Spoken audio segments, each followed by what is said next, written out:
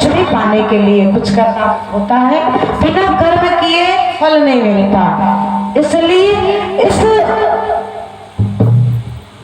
सकाम जीवन में जो गृहस्थ में है उसे मानस में, मैथिली भाषा में बाबा ने लिखा, गोस्वामी जी तुलसी ने, मानस में सकाम उसे कहा गया है। जो गृहस्थ आश्रम से जुड़ा है वो क्या है? सकाम है। बड़ी सुंदर बाबा ने चौपाई लिखी। कथा यह सुनने के लिए और कथा कहने से क्या लाभ है? सकाम जीवन में रहते हुए कहा, जैसे काम नर सुन ही जगा वही असुख संपत्ति ना वेद पावई। जैसे काम नर सुन ही जगा वही सुख संपत्ति ना वेद पावई।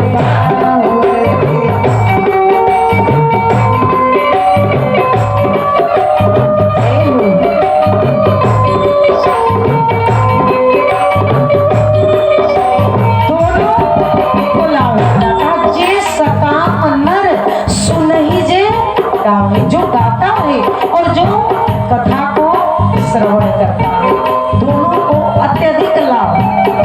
सुख संपत्ति ना वेदे पावई। ये कथा का आनंद की सरिता तो है ही, और जितनी कही जाए कम है। आइए, इसलिए भजन रूपी साधना से हम आनंद लेते हुए कथा रूपी गंगा में प्रवेश करेंगे।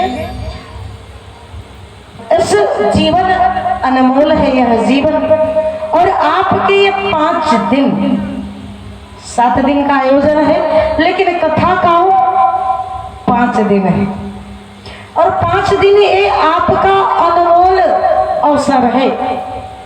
और जो इसमें नहीं लिया, इस अवसर का लाभ नहीं लिया, मानो वो पूर्ण अभागा है। ये हम नहीं करें। शास्त्र को पढ़ के देखिए, कहा बड़े सौभाग्य से जब कई जन्मों के पुण्य उदय होते हैं, कई पितरों के पुण्य, माता पिता के पुण्य उदय होते हैं, पितरों के पुण्य उदय होते हैं, तो हमें कथा रूपी की सत्संग में आने का, कथा सुनने का सौभाग्य मिलता है। यह यज्ञ में सम्मिलित होने का सौभाग्य मिलता है, यज्ञ में सहयोग करने का, कथा में दान करने का अवसर मिलता है। इसलिए आइए बड़े भाव के साथ, जो राम नाम गुण गाएगा जीवन में बड़ा सुख पाएगा। राम नाम गुण गाएगा जीवन में बड़ा सुख पाएगा।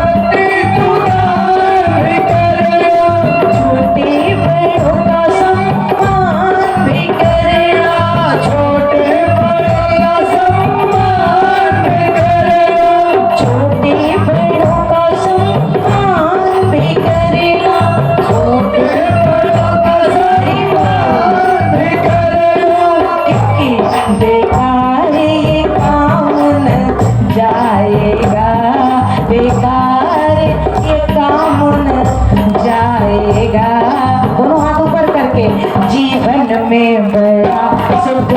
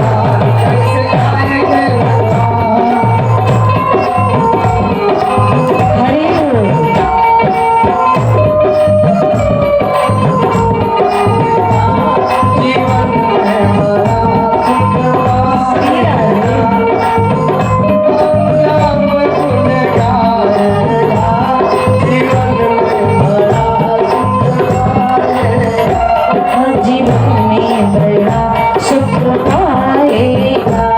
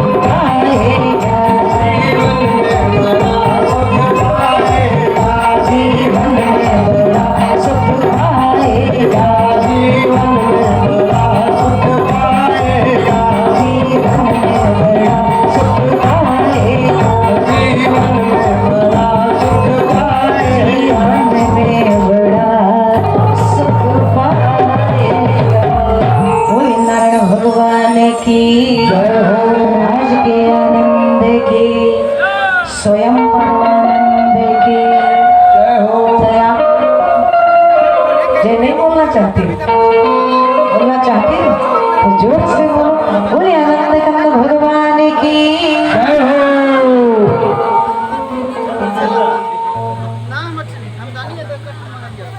अरे बोले नारायण भगवान की जय। जितनी माताएं हो, कथा में चलने से पहले एक बात बता दें, पुराण में लिखा है, हम नहीं बोल रहे हैं, आप कथा सुने होंगे। वैवस्वत पुराण में लिखा है, कथा का मूल श्रोता होता है, और श्रोता कैसा होना चाहिए ये शास्त्र में आया। श्रोता को कैसा होना चाहिए, कथा में कैसे बैठना चाहिए, और कथा में क्या करना चाहिए, ये सब चीजें। कथा में आसन लगा के बैठे हो आपको श्रोता का, ये पहला गुण है। लेकिन कथा में बैठ करके कभी शर्माना नहीं, हाथ बांध करके कथा में नहीं बैठना चाहिए। शरीर को बांध करके कथा में मत बैठो। कितने लोग हैं बड़े एकदम शांत ऐसे हाथ जोड़ करके बैठे रहते हैं, ऐसा नहीं बैठना चाहिए। और कथा में चुप भी नहीं बैठना चाहिए, लेकिन आपस में बातें मत करो। भगवान का नाम लेना चाहिए, भजन करना चाहिए, कीर्तन करना चाहिए, जयकारे लगाने चाहिए खुल करके, उसमें नहीं शर्माना चाहिए। चाहे आप कुर्सी पे बैठे या जमीन पे बैठे हो या अगल बगल, आप ये ना सोचो कि हमारी निगाहों से आप बचे हो, ऐसी बात नहीं।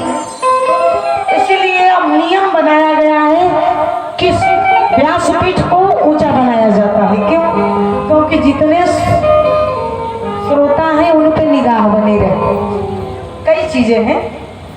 तो कहने का मतलब है आप कहीं भी हो और कैसे भी बैठे हो, लेकिन बैठिए। अगर कथा में आए हैं तो कभी शरीर बांध कर मत बैठो। जब जब भी भगवान का नाम लिया जाए तो आप भी बोलिए, जयकारा कस के लगाइए और कीर्तन करिए, और ताली बजा करके कीर्तन करिए। क्यों? क्योंकि जो हाथ बांध करके बैठता है उसे अजगर के घर जन्म मिलता है, ये पुराण में लिखा है, हम नहीं। वैवस्वत पुराण में लिखा है, जो बोलता नहीं, कथा में आकर के आप जय नहीं बोलते, कीर्तन नहीं करते हो, भगवान का नाम नहीं बोलते हो, तो आपको गूंगे सांप के घर जन्म लेना पड़ा। सर्प की जोनी में जो बरसाती सांप आप कहते हो, जिनका मुख 21 दिन में कई दिन खुलता है, रोज नहीं खुलता, और उन्हें अही जाति का सर्प कहा जाता है। उनकी जातियों का नाम है, वो सर्प क्या है? अही जाति के सर्प कहे जाते हैं, जिनका मुख दोनों तरफ होती है। जो दो मुंह सर्प होते हैं, तो मानस में दर्शन आया, पुराणों में उनका नाम अही जाति के सर्प होते हैं, जिनका दोनों तरफ मुख होता है। इसलिए सर्प जोनी में आप न जाओ, आप तो मनुष्य जोनी में हम आप हैं। कहा बड़े भाग्य मानुष तन पा, बड़े भाग्य से मिला। 84 योनियों में भटकने के बाद कर्माणि धिक्कारेषु मां फलेषु कदाचन, अपने कर्तव्य के अनुसार हम फल के स्वरूप में मनुष्य के घर जन्म मिलता है, बड़े भाग्य से। अब ये मत सोचो कुछ भी आप करो तो फिर अगले जन्म मिल जाए, ऐसा कोई गारंटी नहीं है। कीट पतंग घर मिले कि नहीं मिले ये भी कोई जरूरी नहीं, उससे भी बदतर जीवन। कर्म जैसा हम आप करते हैं उसी के अनुसार फल मिलता है, और योनि उसी के अनुसार हमें जीवन मिलता है। इसलिए कहा श्रोता बनने के पहचान है, श्रोता के क्या मानस में दर्शन आया। बाबा ने देखा श्रोता, कहा कौन? कहा जिनके श्रवण समुद्र समाना, कथा तुम्हारे सुभग सरना, जिनके श्रवण समुद्र समाना, कथा तुम्हारे सुभग सरना।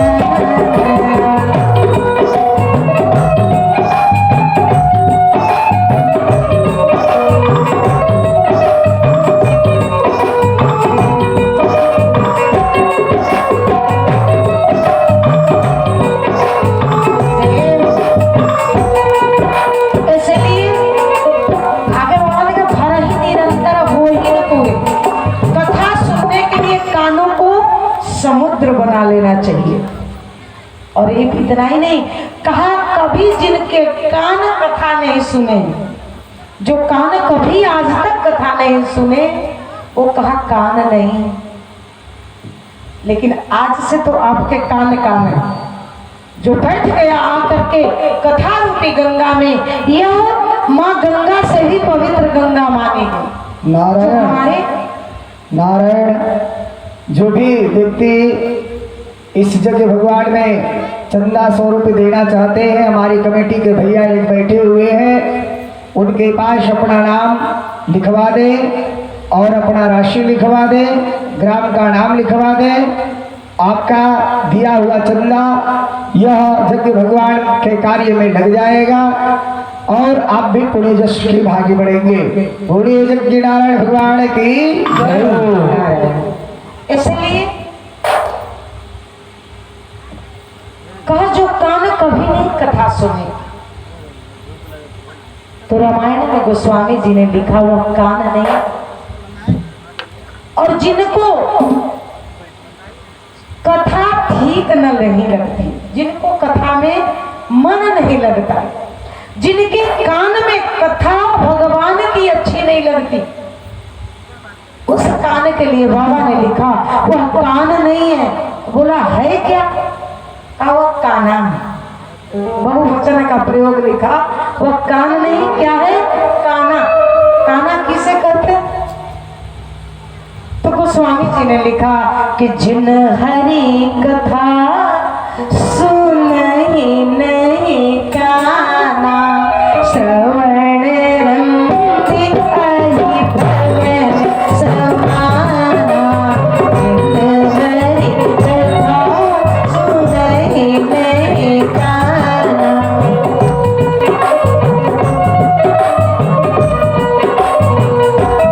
जो कान की कथा नहीं सुने, जिनको कथा अच्छी कान में नहीं लगती, जिन कान को कथा अच्छी नहीं लगती, वह कान क्या है कि श्रवण रंध सुनता तो है, लेकिन जैसे कोई कील से छिद्र करता है, वह कान से टकराती हुई कान में नहीं जाती, वह ऊपर ऊपर चली जाती, चुभते हैं वो शब्द उनको जो अच्छे नहीं लगते। जिन कान को कथा कभी अच्छी नहीं लगती, और तो कहा उनके कान में कथा प्रवेश भी नहीं करती। इसलिए बाबा ने लिखा वो कान नहीं, कहा काना है। कैसे? कहा श्रवण रंधि अहि भावन समान। अहि माने, और हम कहें सर्प, अहि माने सर्प होता है। जैसे सर्प का बिल बहुत लंबे में होता है लेकिन दिखाई नहीं देता।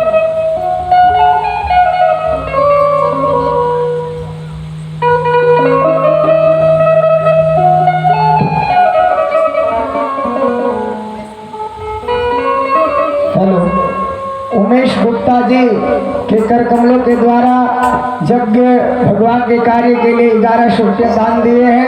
बोलिए यज्ञ नारायण भगवान की।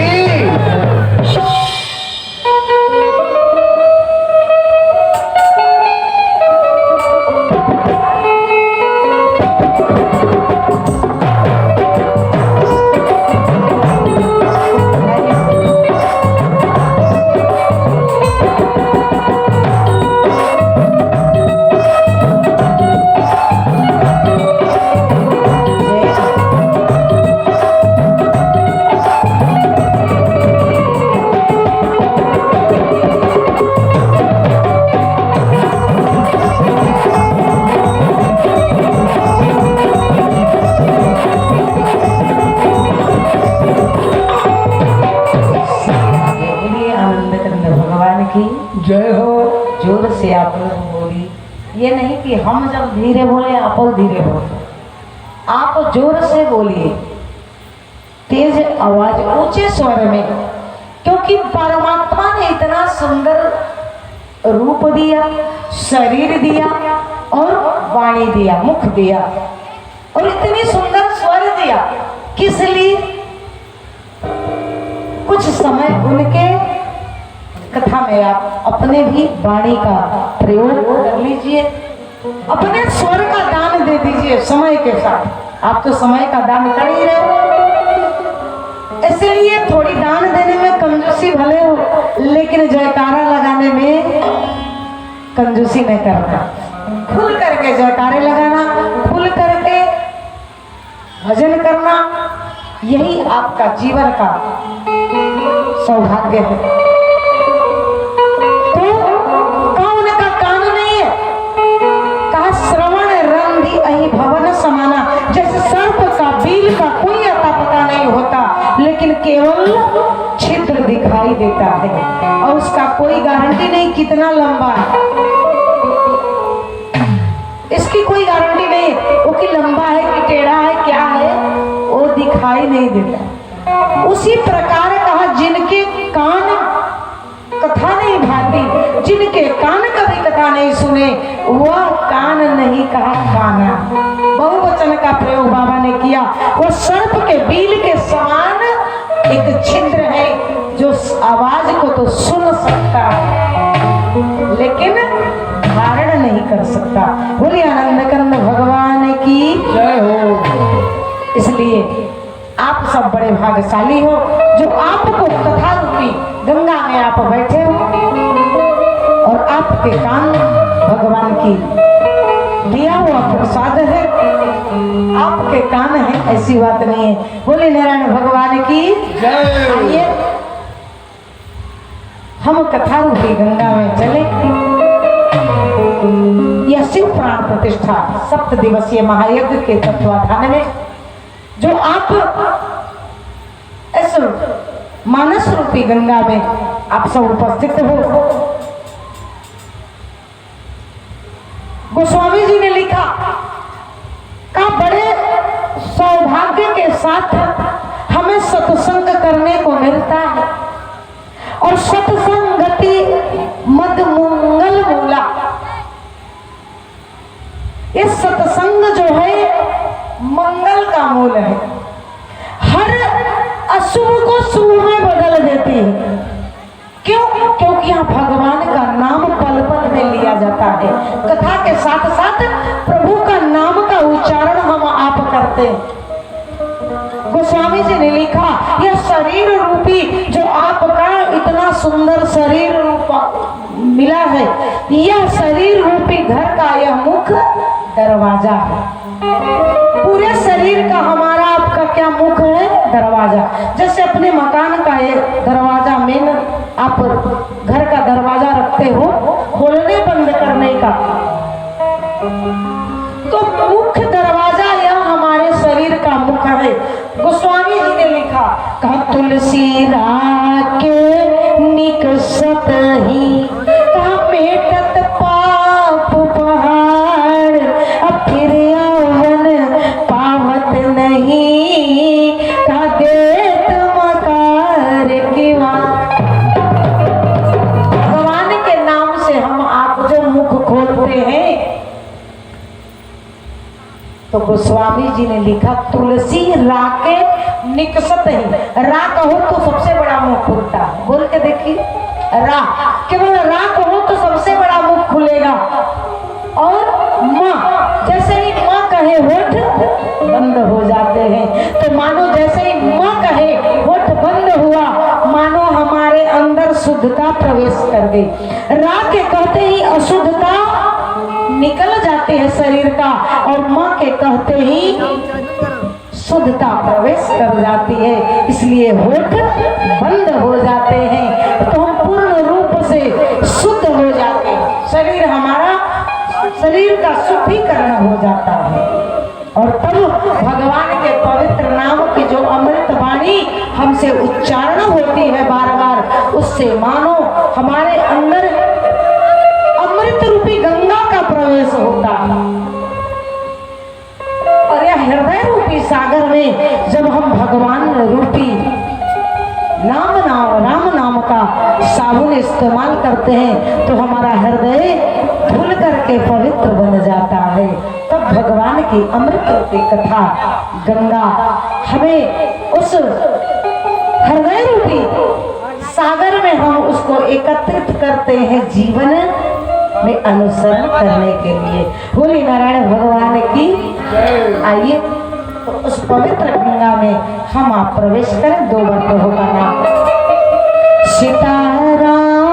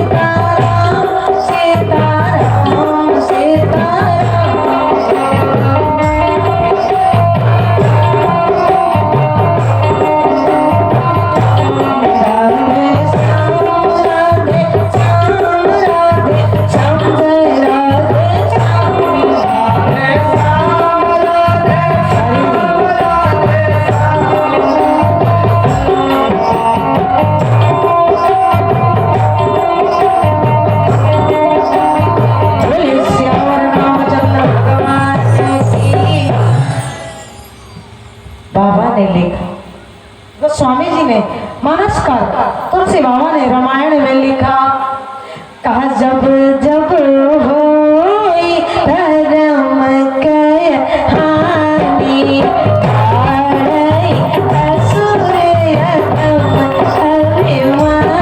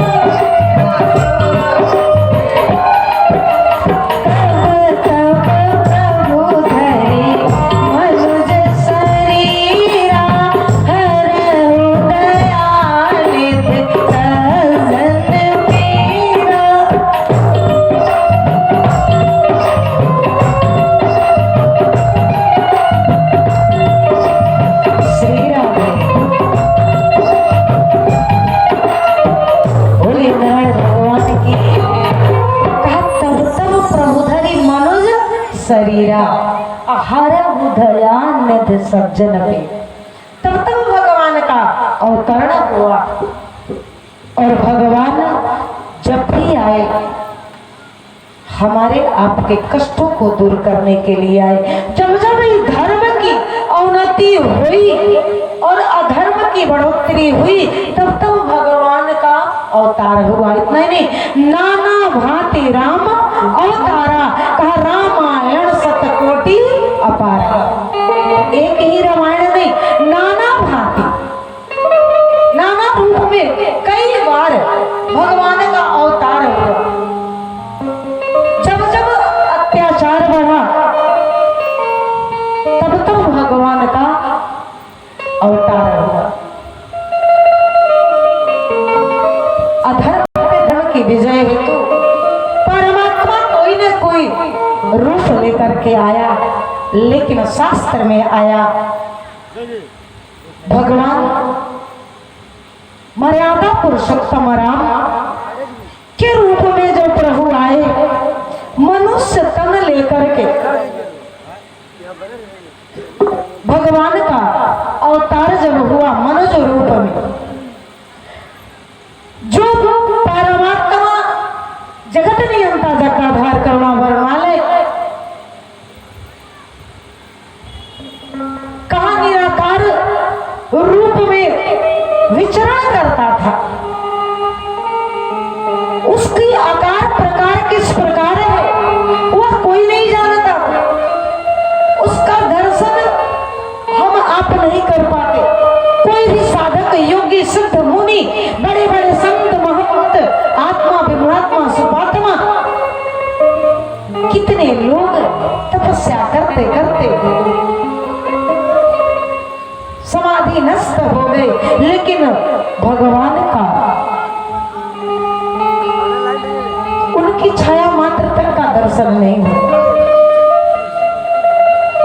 वह निराकार ब्रह्म साकार रूप में लेकर साकार रूप में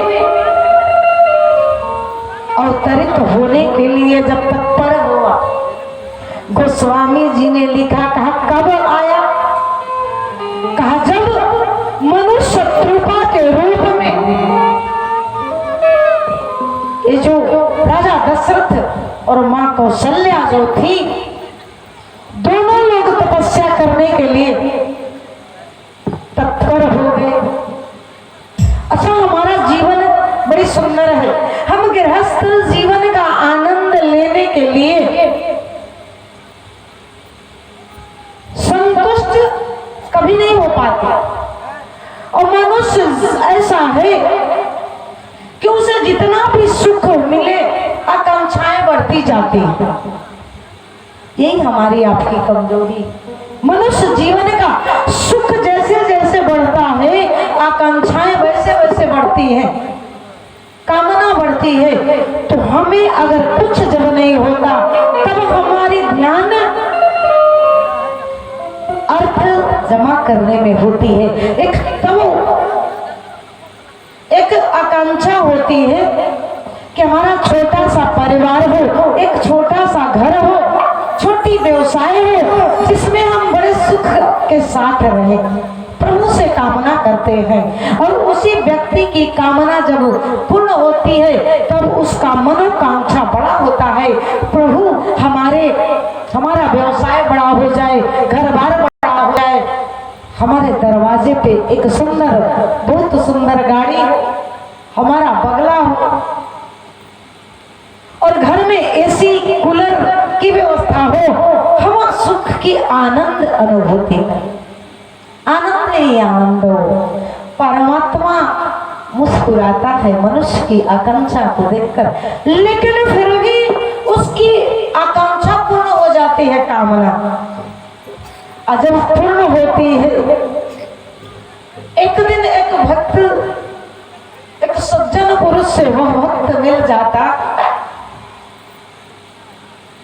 महात्मा ने पूछा, भाई तुम्हारा छोटा सा कारोबार था, अब तो बहुत बड़ा व्यवसाय हो गया, बहुत ऊंची बंगला आपने बनवा लिया, दरवाजे पे गाड़ी, जो जो आपकी इच्छा थी सब परमात्मा ने पूर्ण किया, अब तो संतुष्ट है, अब तो सुख ही सुख है। उस व्यक्ति, उस सज्जन ने कहा, महाराज जब हमारे पास कुछ नहीं था तब मुझे बड़ी आकांक्षा थी, हमारा बड़ी बिल्डिंग बन जाए, दरवाजे पे गाड़ी हो, सुंदर स्त्री हो, बाल बच्चों के साथ सुख की अनुभूति लेते हुए, अनुभूति करते हुए इसी कूलर में हम शयन करें, डल्लभ के गद्दे हो। कहा आज तो सब कुछ मिल गया। तब कहा आज जब सब कुछ हुआ तब बीमारी ने जकड़ लिया, शुगर और ब्लड प्रेशर के मरीज हो गए। डॉक्टर ने कह दिया 10 किलोमीटर चलना है रोज प्रतिदिन, और चिकना खाना मना है, सब कुछ सीमित हो गया। जब सूखी रोटी खाते थे, छोटी व्यवसाय थी तो क्या आनंद था, दिन भर परिश्रम करके आते थे तो चैन की नींद सो जाते थे। लेकिन आज जब सब कुछ हुआ तो न बिस्तर है न नींद है, सब छिन गए। तो कहने का मतलब व्यक्ति की आकांक्षाएं जो है जब बढ़ती हैं तो जो प्रगाढ़ होती है और ऊपर से जब उससे आगे बढ़ जाती हैं तो कहीं न कहीं हमारा वह चैन छीन जाता है। क्यों छीनने का कारण हो जाता है? जब हम उसमें डूब जाते हैं तो उसी परमात्मा के जिससे कामना हम करते हैं उनके ध्यान को, उनकी ओर से हमारी ध्यान कम होने लगती है, उनमें रुचि हम कम लेने लगते हैं, उनसे ध्यान हमारा हटने लगता है और अंततः गत्वा ये होता है कि हम केवल परेशानी में डूब जाते हैं। इसलिए कहा सबसे बड़ा संत कौन? कहा जो गृहस्थ आश्रम से जुड़ करके अपने बाल बच्चों का भरण पोषण करते हुए भी भगवान का निष्कपट भाव से, अरे माता जी कहाँ चलती हो, अभी तो कथा ही नहीं हुई, अभी तो लीला भी आपको देखना है, तो भूख लग गई है क्या? भूख लगे ये पीछे में उठ करके जाने की प्रक्रिया चालू कर दी, क्यों? और नहीं जाना चाहिए उठ करके, कथा के बाद आप उठ करके जाओ, धीरे धीरे जो उठना चालू कर दी, ऐसा नहीं, उठना नहीं चाहिए। और जो उठता है समझो कलयुग बाबा उस पे आकर के कुंडली मार करके बैठ जाओ और सर में खुजली करते हैं, वो कथा नहीं सुनने देते। यही तो आपको कथा सुने, वो कथा है जिनका मन न लगे, सोचो कलयुग बाबा बैठ गए। इसलिए मन लगाने के लिए बीच बीच में कीर्तन कराए जाते। जब बैठोगी मन को एकाग्र करना और शरीर को चंचल बनाना एक कथा का रूप है। मन जब लगा लो जैसे ही कथा में मन लग गया तो महाराज उठने का तो फिर बातें नहीं आती, फिर मन नहीं करेगा उठने का आपको। आप बैठो और ध्यान से भगवान की कथा को सुनो। बोले नारायण भगवान की। इसलिए बीच में उठना नहीं, बैठे रहना और कथा के बाद उठना और फिर भोजन वोजन करके आ जाना। लीला उला देखना है आप लोगों को। आज बड़ी भगवान की लीला भी दिखाई जाएगी कथा के साथ। आप कितने बड़े भाग्यशाली हो।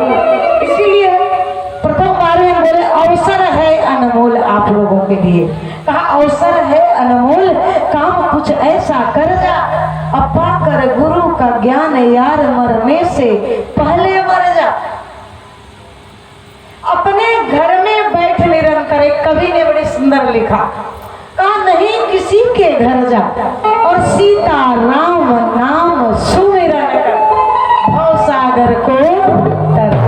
जब तरना है जीवन में, आनंद लेना है, भगवत कथा में तरण तारण करना है, तो एकाग्र मन के साथ बैठिए।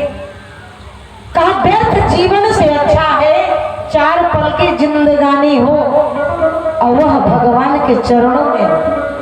ऐसा जीवन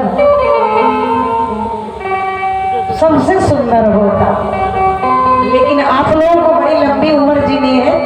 भगवत क्यों कहा जो धर्म में हाथ बटाए, जो धर्म में कार्य करता है, आगे बढ़ करके धर्म में भाग लेता है कार्य में, उसकी तो कई पीढ़ी तर जाती है और उसका संतान, उसके जीवन की आयु सीमा बढ़ जाती है। बोली नारायण भगवान की। इसलिए बाबा ने लिखा, कहा बड़े भाग्य मानुष तन पावा, असुर दुर्लभ सब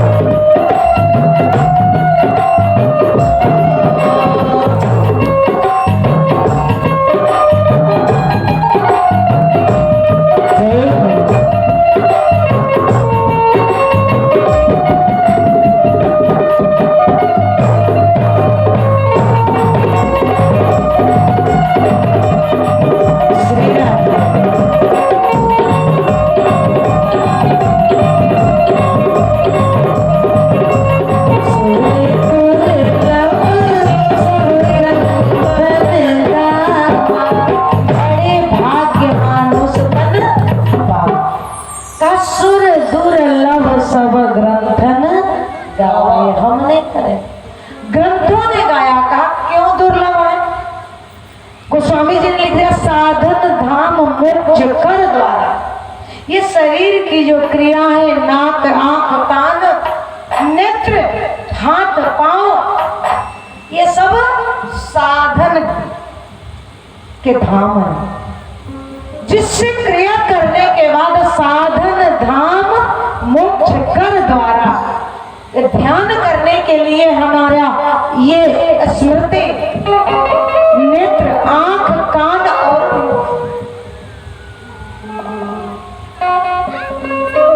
ये जितने हैं, ये सब साधना के, साधन के मार्ग, मुक्ति के मार्ग। और हाथ पांव तो कर्म क्रिया करने के लिए है।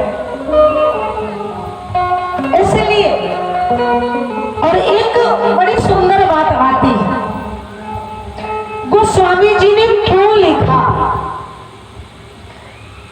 कहा बड़े भाग्य मानुष तन पावा, कसुर दुर्लभ सब ग्रंथन गावा। बड़े भाग्य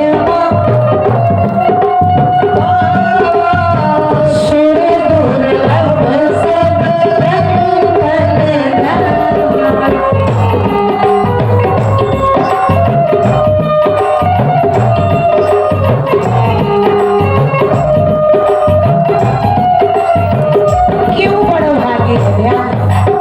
मनुष्य जीवन बड़भागी क्यों?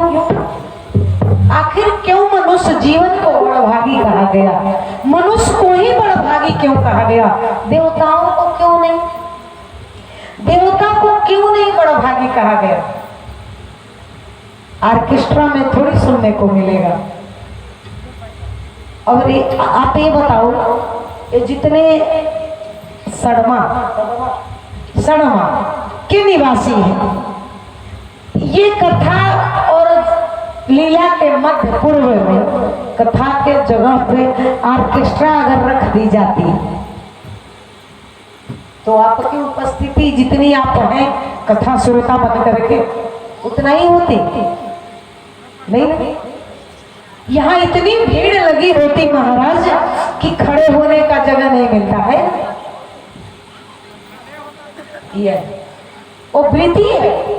क्यों? क्योंकि वह काम की वृत्ति है।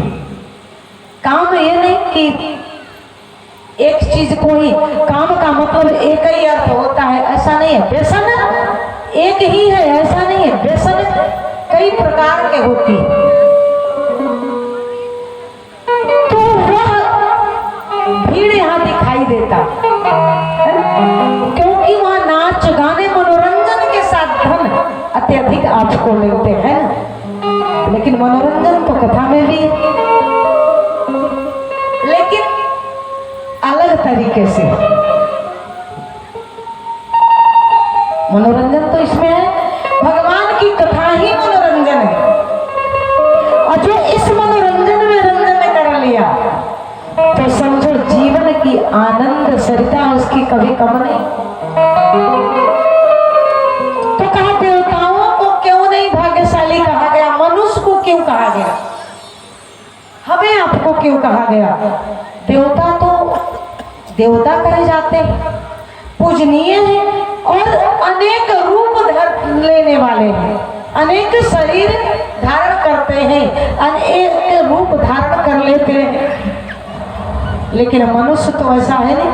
मनुष्य तो जन्म मिला आपका मनुष्य रूप में, तो वह जीवन भर एक ही रूप में रहोगे है? आप रूप नहीं बदल सकते, लेकिन देवता बदल सकते हैं। फिर भी उन्हें भाग्यशाली नहीं कहा गया। भाग्यशाली किसको कहा गया? हमें आपको। मनुष्य जीवन को, चाहे स्त्री हो पुरुष हो आदमी हो औरत हो, मनुष्य जीवन को भाग्यशाली कहा गया।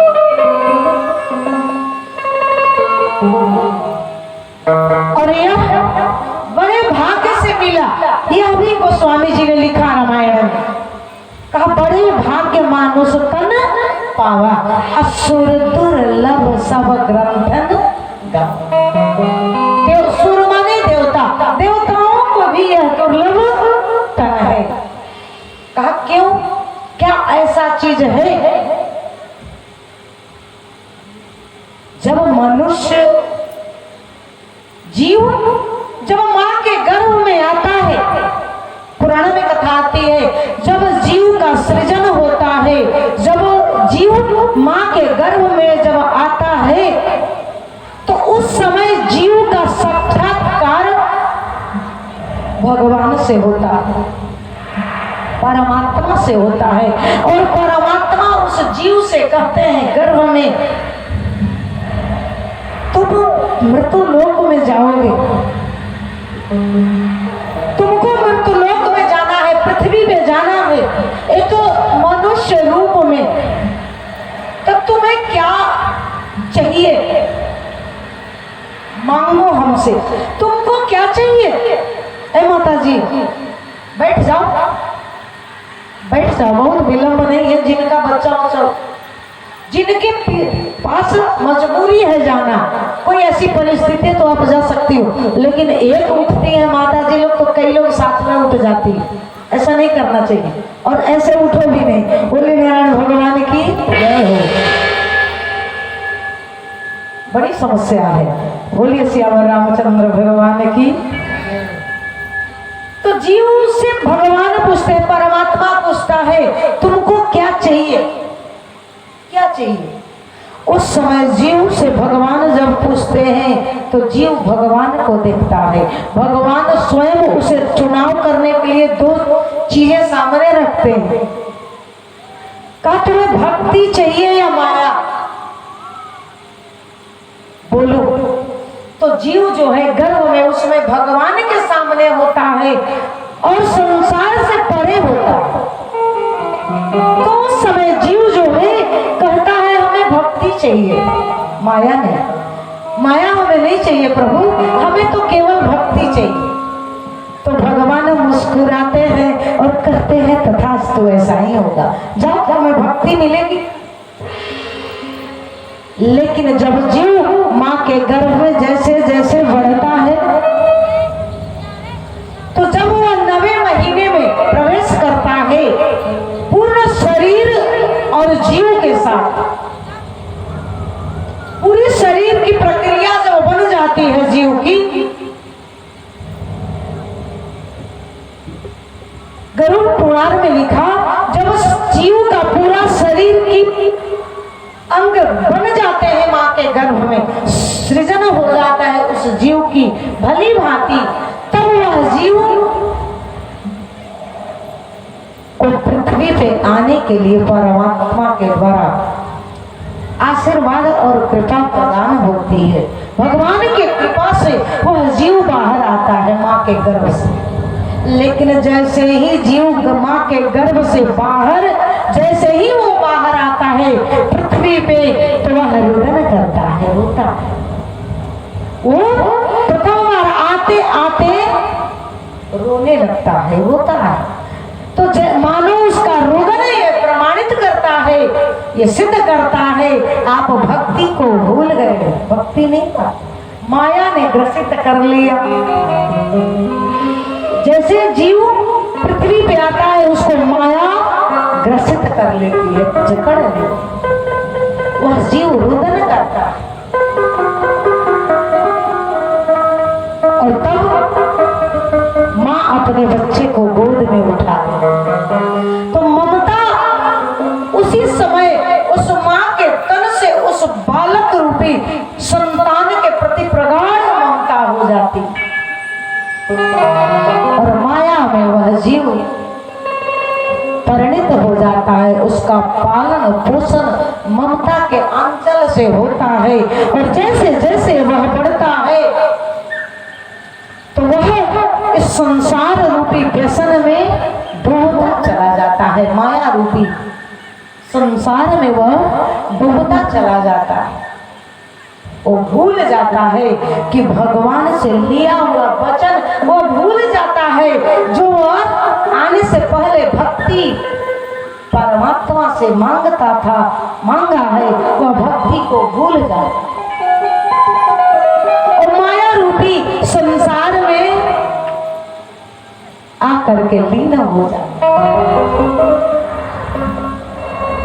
लेकिन फिर भी उसको बड़भागी कहा गया। फिर भी गोस्वामी जी ने लिखा बड़े भाग्य मानुष तन पावा, असुर दुर्लभ सब ग्रंथन गावा। बड़े भाग्य मानुष तन पावा, सब ग्रंथन गावा। हरि बोल।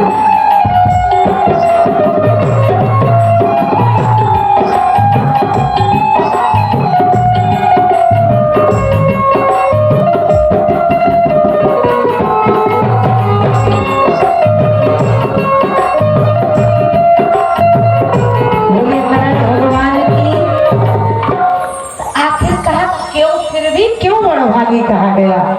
बड़ी सुंदर देवी भागवत में एक श्लोक आती है, ध्यान देना। देवी भागवत में एक श्लोक के माध्यम से व्यास जी ने लिखा, कहा क्यों मनुष्य को बड़भागी कहा गया। कहा एक चरणसालम कविता चवाणी गवारसाणम वालक भाषणम च तांबूल पत्रम स्त्री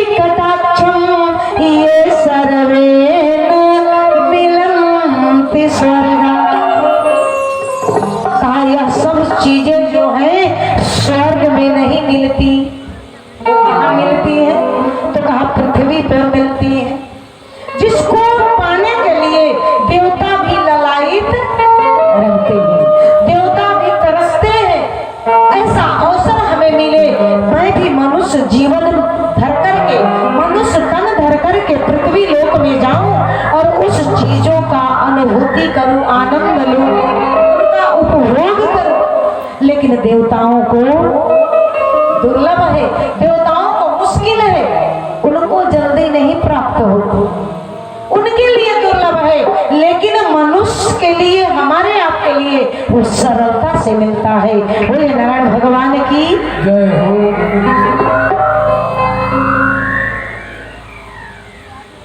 बोले नारायण भगवान की। आइए थोड़े समय हम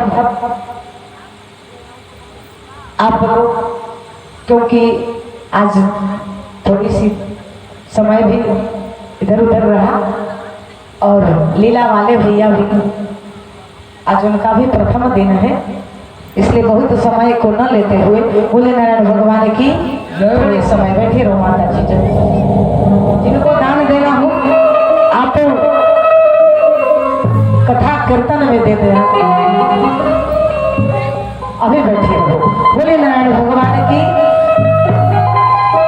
तो इसलिए कहा भगवान मनुष्य को बड़ा भागी कहा गया, और मनुष्य ये 6 चीजें श्लोक के माध्यम से हम आपको जो बताए, ये 6 चीजें केवल मृत्यु लोक में पृथ्वी पे मिलती, जो स्वर्ग में नहीं मिलती।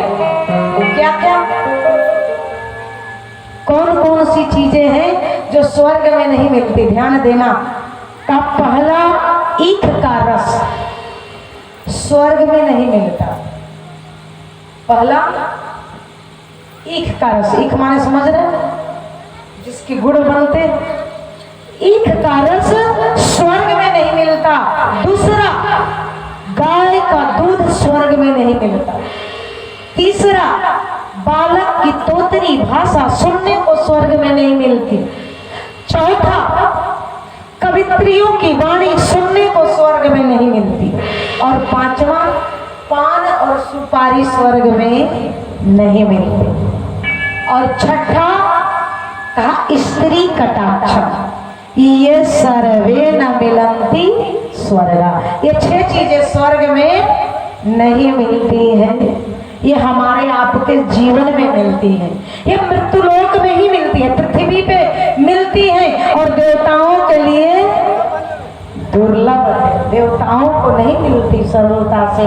इसलिए गोस्वामी जी को लिखना पड़ा मानस में, का बड़े भाग्य मानुष तन पावा, असुर दुर्लभ सब रंग गावा। बड़े भाग्य मानुष तन पावा, असुर दुर्लभ सब रंग गावा।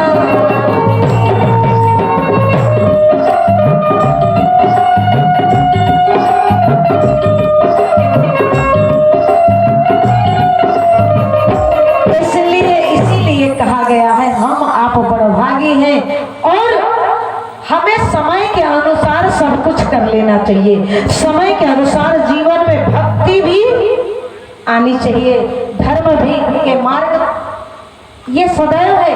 और भक्ति कभी वृद्धा नहीं होती, भक्ति की कोई उम्र नहीं होती। इसलिए समय रहते हम अगर धर्म कार्य में लग जाते हैं, भक्ति अपने अंदर हृदय में बोल लेते हैं, तो वह फिर धीरे धीरे जैसे पेड़ बड़ा होता है, वैसे श्रद्धा के साथ भक्ति भी जवान होती रहती है, शरीर में हमारी बड़ी होती है। और तब हमारा एक मार्ग बन जाता है, जिससे हम अपने जीवन को सुखमय जीवन जीने के लिए, कहा गृहस्थ आश्रम में रहते हुए भगवान का भजन साधना कीर्तन करना चाहिए, और सत्संग में भाग लेते रहना चाहिए, कथा सुनना चाहिए। आइए, जिससे हमारा जीवन का मार्ग प्रशस्त हो, ऐसा कामना के साथ ही। इसलिए समय से पहले हमें भगवान के चरणों में बंध जाना चाहिए, प्रभु के चरणों में भी लग जाना चाहिए। इसी के साथ ही वाणी को विराम। आइए, दो बहुत एक भगवान का नाम, प्रभु का नाम कीर्तन करते हुए भजन के माध्यम से हम उस वाणी को विराम लेंगे। आगे आप लीला का दर्शन करेंगे और ठाकुर जी की फिर जैसी इच्छा होगी, जैसी कृपा होगी, पुनः इसी मंच पे कल हमारी आपसे मुलाकात होगी। बोले नारायण भगवान की। इसलिए भाव के साथ दोनों हाथ ऊपर करके हरि भजले, हरि भजले, हरि भजने का मौका है, हरि भजले, हरि भजले, हरि भजले का मौका है। हरि भजले, हरि भजले, हरि भजने का मौका है। हरि भजले, हरि भजले, हरि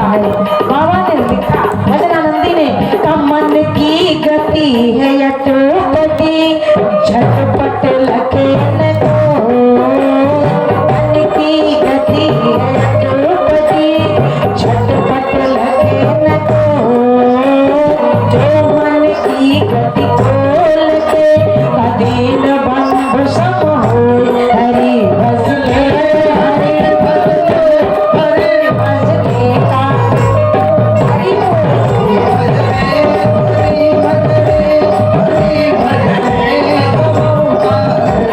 अभी भजले अभी भजले अभी भजले का होता है।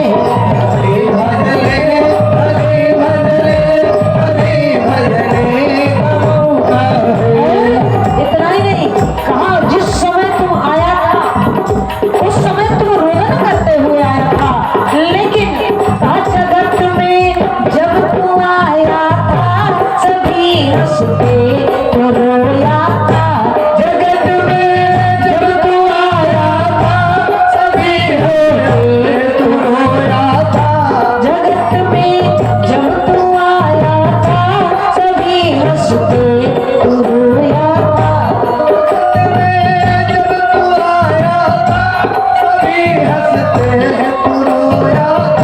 इसलिए बना ले जिंदगी ऐसी सभी रोए तो हंसता जा।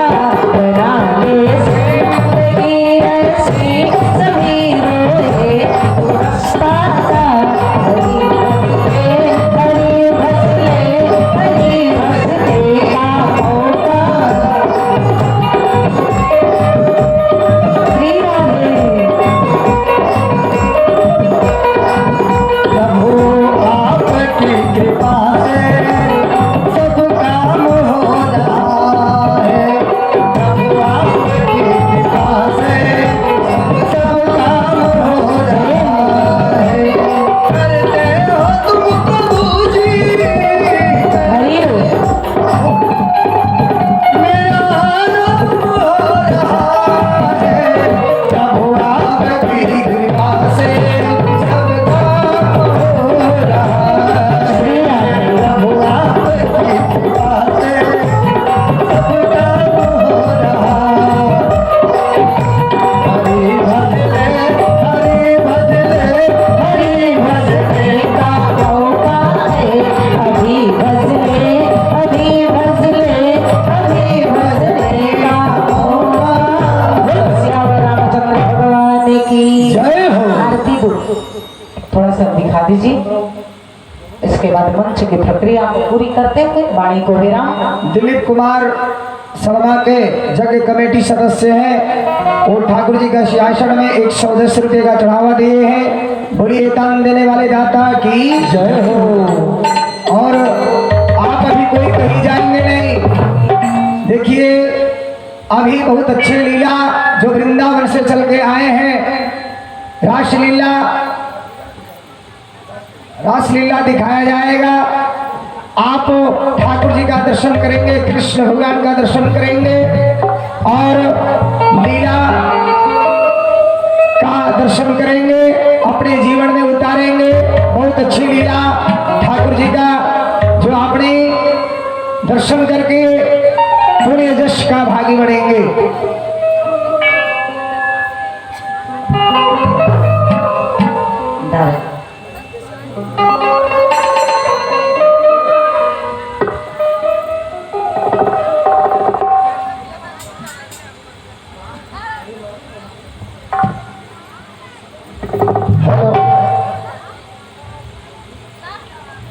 हरि ओम चंद्रमा मनसा जातश्चक्षुः सूर्य अजायत श्रोत्राद्वायुष्य प्राणस्य मुखादग्निरजायत।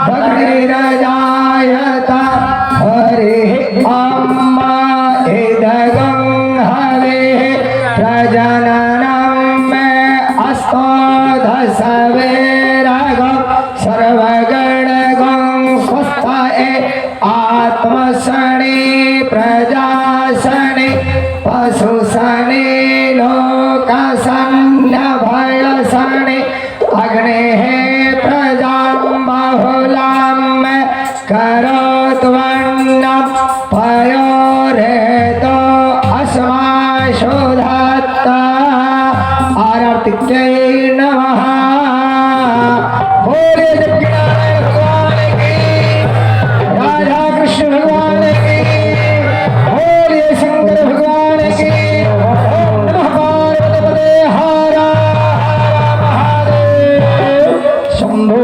सभी लोग बैठे रहेंगे, ऐसा नहीं कोई कहीं नहीं जाएंगे, नहीं तो आपको बाद में पछताप होगी। आप बैठ जाएंगे, बैठेंगे, और जो नहीं अभी तक आए सारे लोग आ जाएंगे। कल यज्ञ भगवान के लिए कार्य आप जान जाए, कल यज्ञ भगवान में कार्य जो अग्नि मंथन का कार्य किया जाएगा, अग्नि नारायण भगवान आपके जगमंडप में उपस्थित होंगे। वो कार्य लगभग 5 बजे संध्या में किया जाएगा। और जिस प्रकार से पूजन होती है 8 से 12 बजे तक पूजन की क्रिया, 3:30 बजे से लेकर के 6 बजे तक पूजन की क्रिया, नित्य कथा नित्य लीला का दर्शन करेंगे। और जो जितने जल यात्री हैं या जितने भी भैया हैं सारे, चाहे खपिया हो, पगार हो, सड़मा हो, ढेलाबागी या नहीं तो पुरनाडी अलग डिहा, चाहे जहाँ का भी हो, जग भगवान की